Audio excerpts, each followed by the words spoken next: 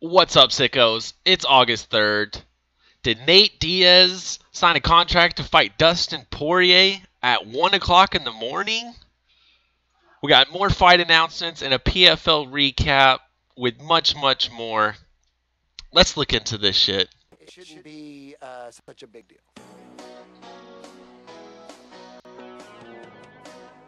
History, science, education, energy, everything has always been controlled by the government since day one. CIA! Look at the time.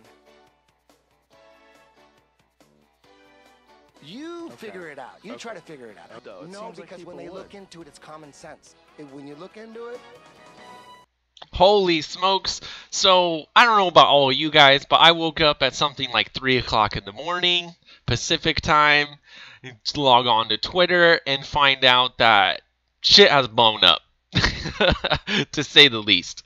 You got UFC.com over here tweeting gifs of Nate Diaz walking into the cage, but how did this all go down? Let's figure this shit out. Jumping on over to the first tweet from Dustin the Diamond Poirier. And our man here just tweets out a very smiley face. That was about 4 p.m. or so yesterday. So good things going on for Dustin. And what we soon learned, real quick shout out to everyone in the chat. BLT, Isaiah, Van Shipman, Staley, everyone. And Isaiah, we're going live as a reaction stream to the press conference, the UFC's 25th anniversary press conference, is I believe what they're calling it, 1:30 Pacific time, 4:30 Eastern. That's when you can catch that. Sub down below, hit the alert button, the smash the like button, all that good shit.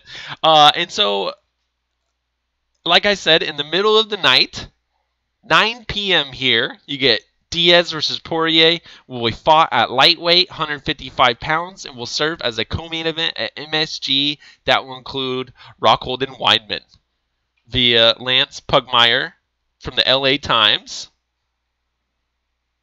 That was at about 9 o'clock. We let that breathe. We let that groom. Powerful Ariel Helwani jumps onto his back. And look at this. He's got like 10 times the retweets. Apparently it's not real unless Ariel tweets it. Nate versus Dustin Poirier is set for UFC 230 at Madison Square Garden. Multiple sources say the fight is expected to be officially announced at tomorrow's press conference. So there's going to be 12 fighters going to this press conference here. A bunch that we already know we're fighting. Some that I guess we're going to get some fight announcements for. This shit is going to be bananas. We can only hope for. Hopefully I can make it. Got a funeral at 4, I believe. All right, Isaiah. Rest in peace, my friend. Condolences to whoever. So holy shit. Holy shit, Nate's back and Nate ain't fighting Conor? What the hell? I love this matchup for Poirier because he can get a great name. He's been getting some pretty good scalps on his record. It's just the losses that he has in the UFC that's hurting him overall. And then Nate Diaz coming in off a loss. Everyone says, oh, you can't give Nate a title fight or anything like that because he's coming in off a loss.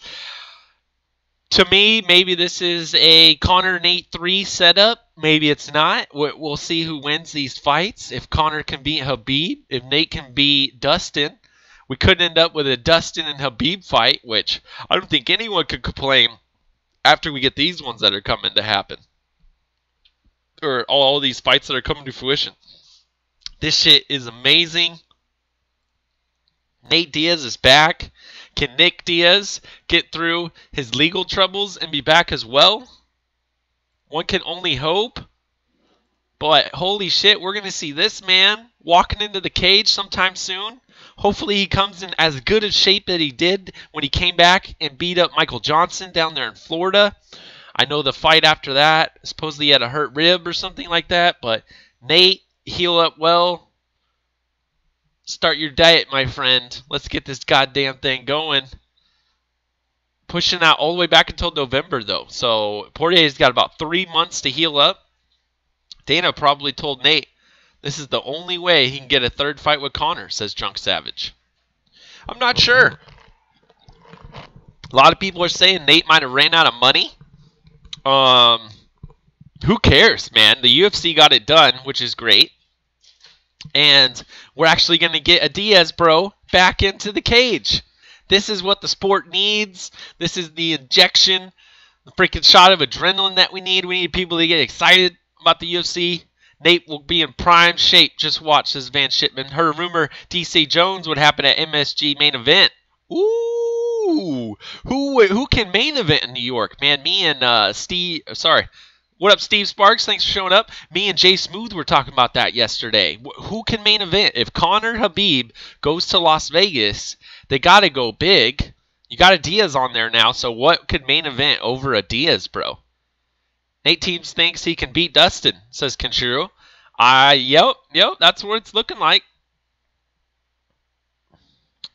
Have a feeling Dustin getting shafted with no pay-per-view points, though. Unfortunately for him, when facing a draw. Yeah, that's fucked up, Steve, right? They came to him with a flat payday, said, take that shit. You're fighting Nate, and he said, yes, sir.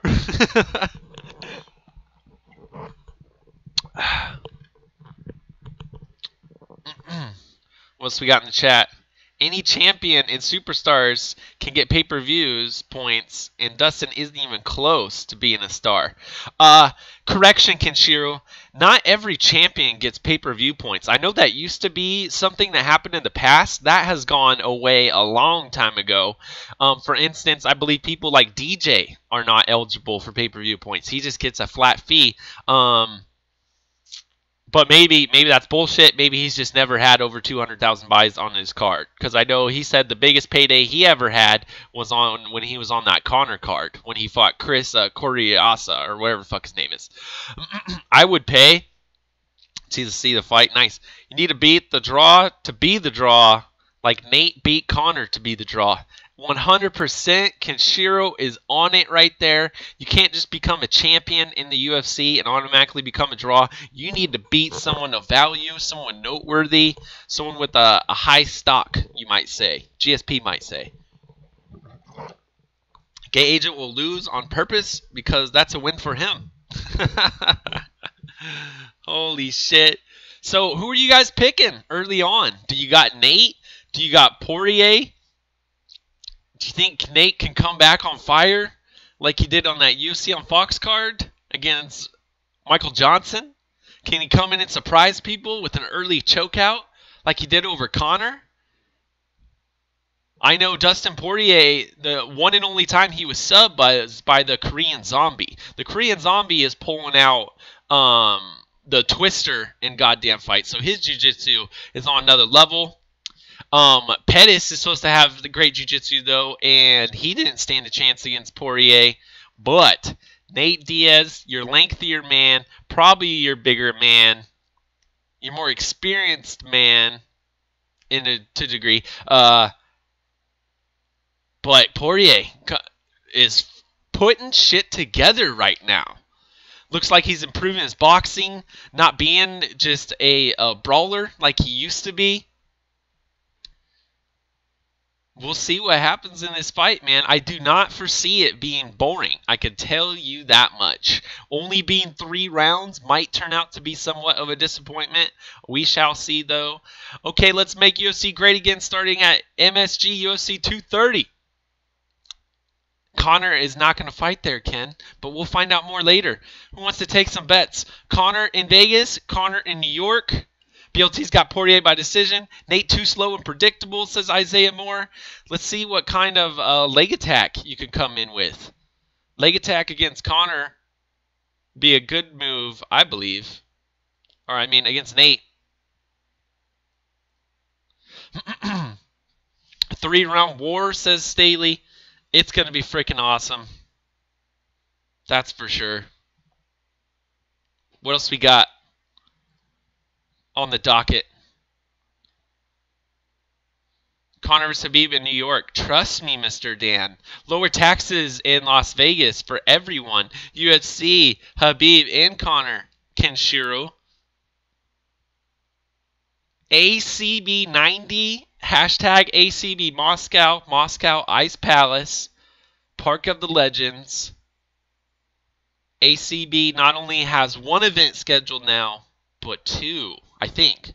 Fight Nights Global has one in October. ACB's for sure got this one in November. And then they also have that Albert Einstein Tumnov card, which was 89, I think. So, yeah. Thank God to less show, more fights on ACB. We did not lose you.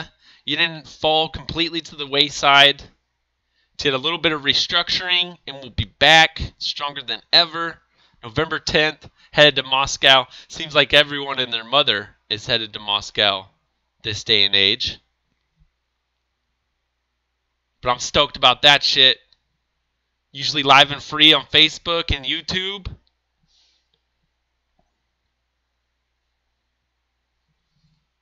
All right. Another fight announcement. I believe first was UFC Canada. Volkan Ozdemir, the man who was injured, who had to pull out of multiple fights, will face Anthony Smith in the main event of UFC Moncton. UFC headed back to Canada on October 27th, and we're going to get a hell of a matchup here. Anthony Smith getting a huge step up in competition. He's faced some legends, and he's taken them out, but does he have the skill set to take on, quote-unquote, someone in their prime? A hell of a fight to take up to Canada. Love this fight, says Steve Sparks. Big Irish and Russian population in New York, it makes sense. It does make sense, except for we're not comparing apples to apples. The taxes aren't the same. Everything in general isn't the same. Vegas has been begging to get a big card. Smith by Love Tap in round 3, says BLT. Nice there. Great fight, similar to the way they steamroll people. Yeah, you got no time. Volkan Ozdemir running through folks. Anthony Smith running through folks. I'm excited for this shit. Tickets go on sale September 14th. Back to the Twitterverse.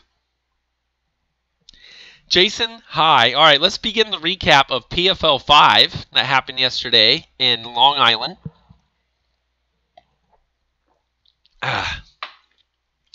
Jason Hyde didn't tap out against Efren Escudero. He didn't tonight either, though he was already out. Nathan Schulte, or Nathan, sleeps Rex Highwalker with a first-round rear naked choke, moving to 12-1 in his last 13. The Brazilian, 13-3, has finished 10 of his wins, 6 via submission. And check this out. Like we always do over in the PFL, it isn't a real PFL unless someone goes completely unconscious. And we had a rear naked choke that left Jason High flopping on the ground like a fish out of water. PFL doing it right, always bringing us the emphatic finishes here. Jason High, who got screwed in his first one against the ref, threw a tantrum, throwing chairs and shit after he never tapped in the first one. I totally agree with him. Gets bumped up to the main event after Brian Foster has to pull out with injury. And you can come into this tournament with 0 points. You get a first-round finish, and you can skyrocket, boom, all the way into the playoffs. And the playoffs can get you that $1 million payday. Man, so it's devastating to see here by Jason High. Who knows what could have happened? But that's what started off our PFL 5 card. That's a prison flashback. Van Shipman. Now all I have to do is put my girl mud flaps on the card. Better get back in shape. What? And so, holy shit. Jason High getting the shit into the stick over at PFL. And what did Izzy post for us? Jason High was out trying to fight with the ref. So he comes back to. Dan Mergliato wakes him up. He throws a knee to the belly of Dan in autopilot mode. These refs might want to start wearing cups in there if they don't already. A knee to the dick right there could have been devastating. Oh, we're talking about Big Mac, Mackenzie Dern. Give me your cocktail and fruit. Freaking wakes up, starts kneeing the ref. Dan Miragliotta laughs it off. Hilarious shit right there. To the co-main event, powerful Kyle Johnson. Give him a follow. Maldo Balbo on Twitter if you're not already. Vinny Magalhaes nabs the #1 seed, dropping Brandon Halsley with a head kick and wrapping it up with ground and pound in the first. It's just the third TKO win for the former ADCC gold medalist career. And Vinny Magalhaes, if you listen to Hanato, he'll tell you he was a bum. But Vinny comes out here, freaking head kicks him a la where Doom and Mark Hunt look very much like that, and then finishes it up with the ground and pound. Halsey, who was coming off fight of the night on the last PFL card, just eats that back kick to the dome. Kaboom! And Vinny Magalhaes ends up coming in and finishing up with ground and pound. Fantastic performance there by him. 6 points to Vinny Magalhaes. And what's going to happen to Brandon Halsley? He got a second round finish in his last one. The guy couldn't continue. He should have 5 points. Because of the state of Chicago or Illinois has messed up rules, he only got 4. Hopefully he doesn't get completely screwed out of the playoffs here. And what are they at? Light heavyweight or middleweight weight class? I believe this is light heavies. These guys are massive. But we'll see if he makes the playoffs. I'll be sure and pull up the standings before we get the hell out of here. Let's do that right now. PFLMMA.com. So we had movement in the lightweight division yesterday and the light heavyweight. Believe how it went down. Grease your stool between rounds.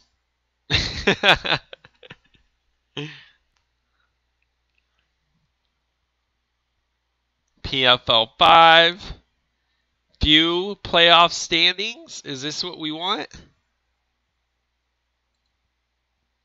Click the standing button right down there in the tab.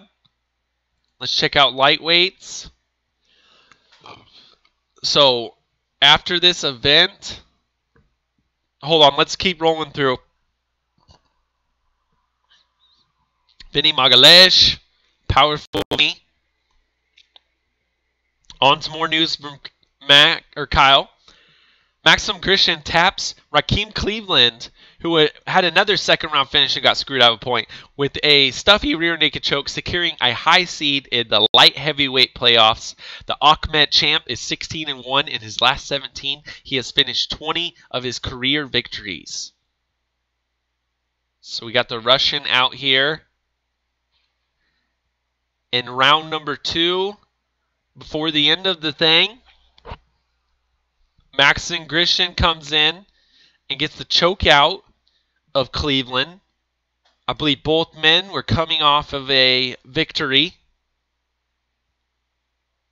But maybe Grishin lost his last one, his first debut. Oh, come on. Can't you load? Here we go. See this? Not much fighting of the hands here. I'm not liking the defense. Look at both of his arms. Super tied up there. Zero hand fighting. He was just done at that point in time. Christian moves on with 5 points with that finish right there.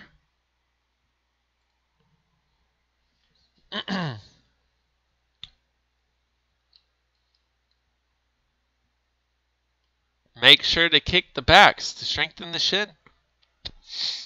Already on it. Make sure Tony don't trip down and fall. Yeah, Tony Ferguson come back from injury. What the hell is going to be for him?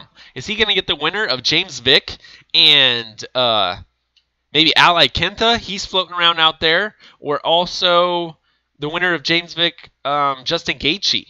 Looks like Dillashaw is having trouble making weight. Uh-oh. We got the live weigh-ins right now. We got an update. Guys, keep hitting me with these updates. Everyone's already said that Cody Garbrandt has already made championship weight. So no worries there. And check out this highlight here. Chris Wade coming in with 0 points. Okay, now let's jump over here. Chris Wade had 0 points going in here. He's got to make it into the playoffs. So what does he do, right? What's your game plan, Chris Wade? You got to get the victory. You know what my game plan is? Come in with a flying kick. What? Pardon me? Excuse me? I thought you said your game plan was to come in with a flying kick, but I don't think I heard you right. No. We heard him right. He came in with a flying kick against Yuki Kanawa. And from then on, he was in on that neck. It took quite a bit of time. A few minutes later. What a crazy start, though, by the man. Hey, who does this? Look at this. Kaboo! Man, we haven't seen anything like that since, what? Doom versus Travis Brown? Coming in with that kick? Some crazy shit.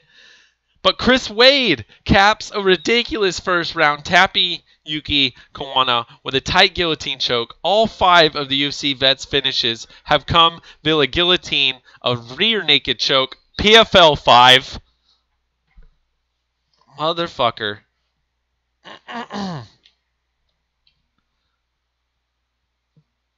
And so Chris Wade, man, you go from 0 points and almost out of the playoffs to into the playoffs just like that with a first round finish.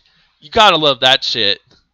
I like the excitement that goes down over there. Who was it? Someone posted Ray Sefo. They were talking about Ray Sefo. They're like, Ray, I kind of doubted your business plan here with what you did with World Series of Fighting, switching over to PFL. But holy shit, this shit is exciting as hell. And the rules that you have put in place only makes for a great promotion. So congratulations. I think PFL is here to stay, ladies and gentlemen, even with the lack of talent that they have had. This shit has been exciting. If it weren't for Martin Wynn's trick shot, and that was the ball punch trick shot that he put on against Balagon, or whatever his name is, the man from the Philippines, this would be low blow of the year. Dan Spoon wins a technical decision over Artur Alibulaktov, following 4 kicks to the groin, including the below coup de grace. Ooh, I'm not sure what that saying is, but check this out. This was so nasty. Oh, he's in agony. Instant agony. We should do the thrill and the agony of just this one fight. There's the agony, and then the thrill would come with the victory and the potential entrance into the playoffs. Man, I think he thought that he was in Chicago. Let me know in the chat if you guys think that he was in Chicago. If you think that this was because the guy won via dick kick not too long ago in PFL, maybe he thought he could get away with it. Jay Smooth is going out to Rhode Island. Nice. Where's Smooth at? Smooth was working from what I know. He'll definitely be here for the Fight Pass and Chill tomorrow morning. Dick kicks are effective, says BLT. Very effective. Look at the pain and grimace on this man's face. Gotta love it. On to more news. One championship, Kingdom of Heroes, is set. What do we got here? October 6th, Impact Arena, live from Bangkok, Thailand. Looks like we're going to get some kickboxing and some MMA on the card. Maybe even, don't quote me here, there might even be a boxing match. Dude's holding the WBC title right there. Smooth testing psychedelics on rats. That's probably what Smooth's up to. That sounds more like it. So, one championship. Make sure you got the One Super app downloaded to all of your smart devices so you could tune in for this. And stay updated with me for more details on when this one in chill will be. And on to some kind of related news.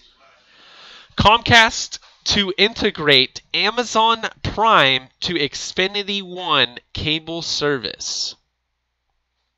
Comcast and Xfinity are already in business together. They are now going to be in business with Amazon Prime. What does this mean? Prime members, if you're a member of Comcast as well, are you now double paying for a service that you're going to be getting? Should you cancel your Prime membership? I'm not sure. I know as of lately, being a Amazon Fire TV user, you get UFC promos just on the beginning screen, and you can buy it straight through that. But just a little update with what's going on. Maybe this is related to cord cutting. Maybe it's not. I have no freaking idea. Kind of crazy to see a regular cable provider partnering with Amazon, though. And basically something that cord cutters use. Netflix and Amazon Prime. Prime, though, potentially a little different, since mainly a lot of people got it for shipping purposes as well. Very useful, Amazon Prime. Powerful with Comcast taking over the goddamn world. But on to the standings. Schulte is in. Will Brooks is in.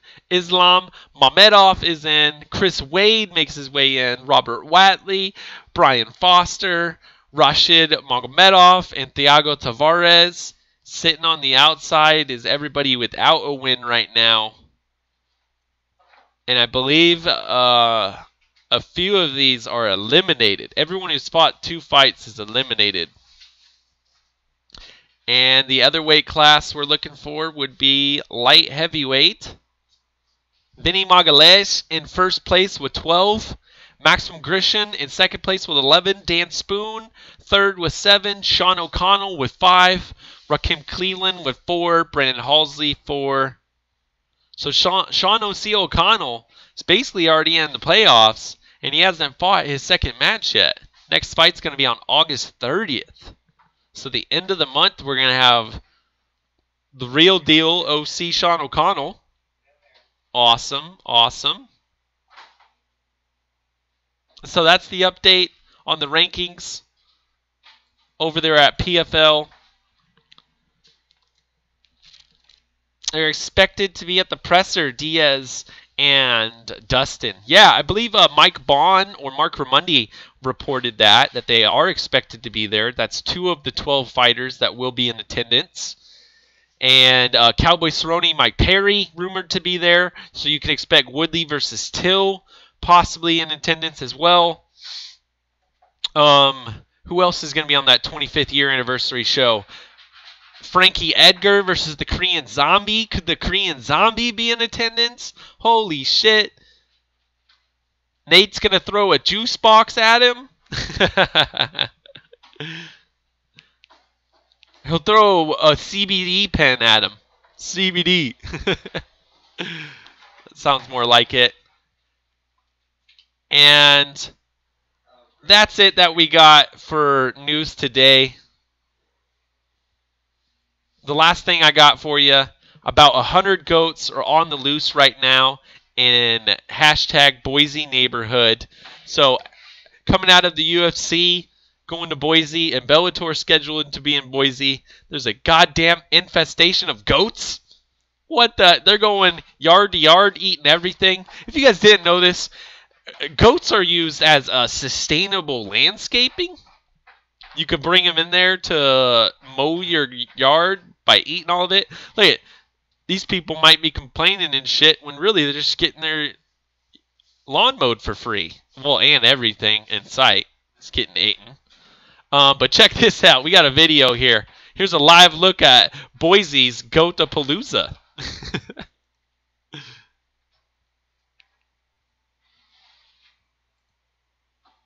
Let's click on it. Let's pull it up.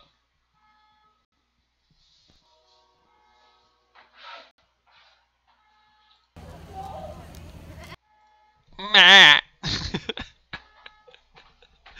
How the hell do 100 goats end up loose?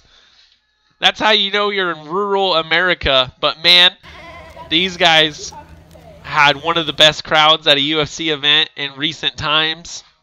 Since the Glendale one I went to was awesome as well. But the goats have invaded the city. People are freaking out, man. Like, what is this? Guys, goats eat and fertilizer. Yeah, natural fertilizer as well. J4. Powerful stuff. Colby should show up to the presser with Trump and crash that shit. Oh my gosh. Thank you, Isaiah Moore. How could we forget? Yesterday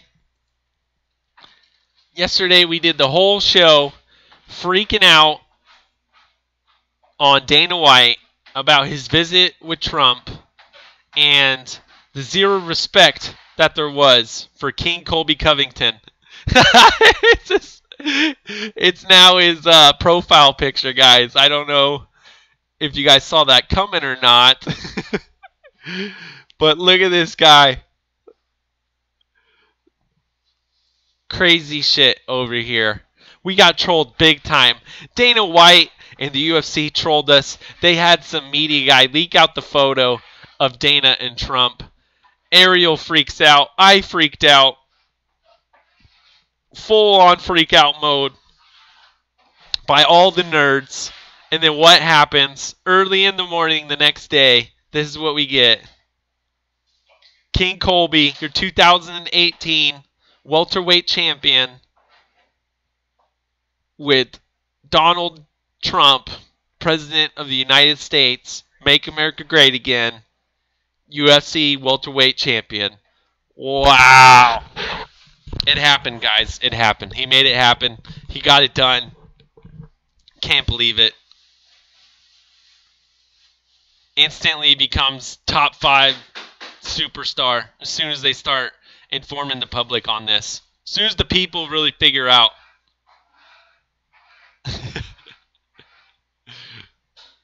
Trump is the boss. Good stuff. Great stuff here, man. Colby. And guys, I kid you not. I don't care how you look at this. This man's not getting stripped. That's the 2018 belt. Might as well quit calling it the interim belt. The 2017 champ is going to fight the #1 contender. And the winner of that, Woodley versus Till, gets the opportunity to face Colby Covington in the UFC.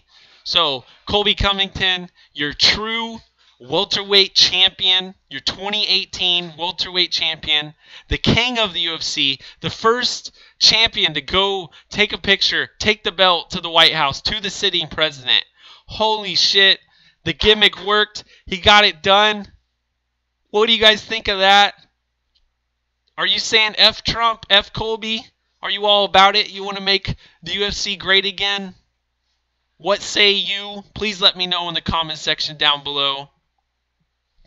And until next time, as always, I'm out of here. But be sure to tune in later, 1:30 p.m. for the live reaction to the presser, 4:30 Eastern. Who knows who's going to come in and join? Maybe we'll have a guest host, maybe not. But let's come in with the, let's do it big. Let's see who's going to show up. And back to you, sickos. I'm out of here. Peace.